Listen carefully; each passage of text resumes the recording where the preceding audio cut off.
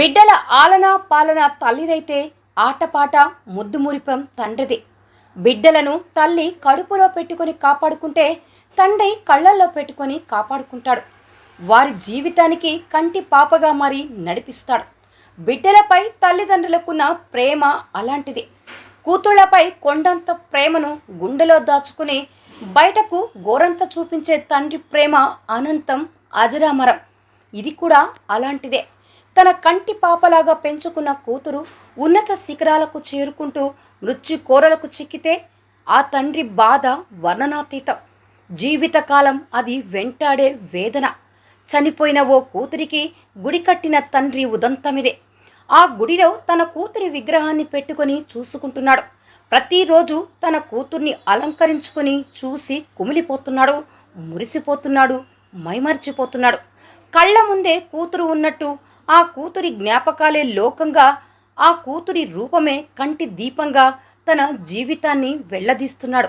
అటవీశాఖ అధికారిగా ఉన్న లక్ష్మి అనే యువతికి నెల్లూరు జిల్లా కాకుటూరులో తండ్రి తన ఇంటి ముందే గుడి కట్టించుకొని ప్రతిరోజు పూజలు చేస్తున్నాడు. గుంటూరు నుంచి రైల్లో వచ్చి నెల్లూరులో దిగి సోదరుడితో కలిసి బయటికి వస్తున్న సమయంలో ఓ వాహనం ఇద్దరిని ఢీకొట్టిందే.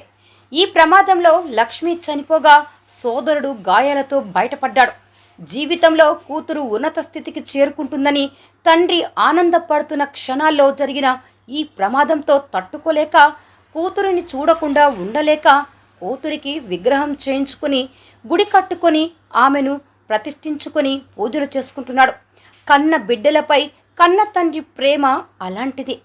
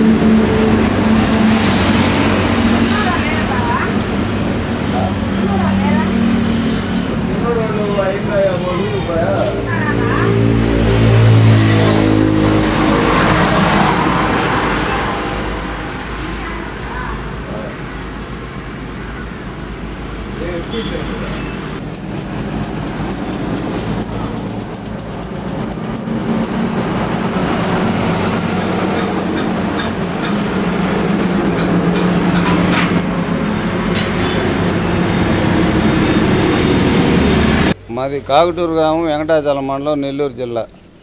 నాకు 5గురు సంతానం. 5గురు సంతానంలో ఈ అమ్మాయి 4వ అమ్మాయి, సుబ్బలక్ష్మి అనే అమ్మాయి. ఈ అమ్మాయి ఏంటంటే ఫారెస్ట్ డిపార్ట్మెంట్ ఉద్యోగం వచ్చి డ్యూటీకి పోయి వస్తా యాక్సిడెంట్లో చనిపోవడం జరిగింది. యాక్సిడెంట్లో చనిపోయిన పాట మేమంతా బాధపడుతుంటే, నాన్న మీరు బాధపడలేదు, నేను దేవతను అయిపోయినాను, నాకు గుడి కట్టి పూజ చేస్తే నేను ప్రతి ఒక్కరికి సహాయం చేస్తాను, అందరికీ మంచి అన్నీ చేస్తానని చెప్పడం జరిగింది. దానికి మేమంతా గుడి కట్టడానికి మా ఈది పక్కనే మా స్థలంలో గుడి కట్టిస్తామని ఏర్పాటు చేసి అన్నీ చేసినాము. దానికి ప్రజలు ఒప్పుకోకుండా అమ్మ దెయ్యం అయిపోద్ది, భూతం అయిపోద్ది, అట్టా ఇట్టా అని చెప్పడం జరిగింది. అది ఎంఆర్ఓకి పోతే ఎంఆర్ఓ వచ్చి అక్కడ కట్టనీయకుండా బేస్మటాన్ని తొలగించేసి మామూలుగా ఇక్కడ మీ ఇంట్లోనే కట్టుకోమని చెప్పడం జరిగింది. అదే వద్దన్న వాళ్ళు, అదే అర్జీ పెట్టిన వాళ్ళు ప్రతిరోజు దండం పెట్టుకుంటారు. మాది తప్పు అయిపోయిందమ్మా అని. ఎంతోమంది భక్తులు వచ్చి దండం పెట్టుకొని పిల్లలు లేని వాళ్ళకి పిల్లల్ని ఇచ్చింది, ఆరోగ్యం బాగలేని వాళ్ళకి బాగా చేసింది. చెడిపడి కార్యక్రమాలన్నీ మొక్కున్న వాళ్ళకి ఏ విధంగా మొక్కుంటారో అదే విధంగా మొక్కులన్నీ తీర్చుంది. వాళ్ళు ప్రతి ఒక్కరు వారానికి ఎవరో ఒకరు ప్రతిరోజు వారానికి ఒక చీరలు గీరలు అన్నీ ఇస్తారు పూజ చేయమని. 4 సంవత్సరం ఆరాధనప్పుడు మస్తానికి అందరూ కూడా మొక్కులు తీసుకునే వాళ్ళందరూ కూడా చీరలో రవికులు ఇచ్చి పూలమాలలు అన్నీ తీసి ప్రతిరోజు పూజిస్తాము. వాళ్ళందరూ బాగానే ఆమె అనుకున్న కోరికలు తీరుస్తుంది. మాకు కట్టినప్పటి నుంచి కూడా మా అందరికి కూడా బాగుంది, మా ఊరందరికి కూడా బాగుంది. ఆరాధన సెప్టెంబర్ 20వ తేదీ ప్రతి సంవత్సరం ఆరాధన 20వ తేదీ చేస్తాం. అన్నదానాలు, ఆమెకి చీరలో రవికులు అందరికి పంచుతాము, అన్నీ బాగా చేస్తాం. ప్రతి నెల మామూలుగా ప్రతి నెల బాగా పొంగల్ చేస్తాము. ప్రతి వారం వచ్చి మామూలుగా స్నానం చేసి మామూలుగా ప్రతి వారం చీర మారుస్తాం. ప్రతిరోజు పూజలు దేవుని మాదిరిగానే పూజలు పళ్ళు పూలతో బాగా అలంకారం చేసి బాగా పూజ చేస్తాం. ఇది 13వ సంవత్సరం.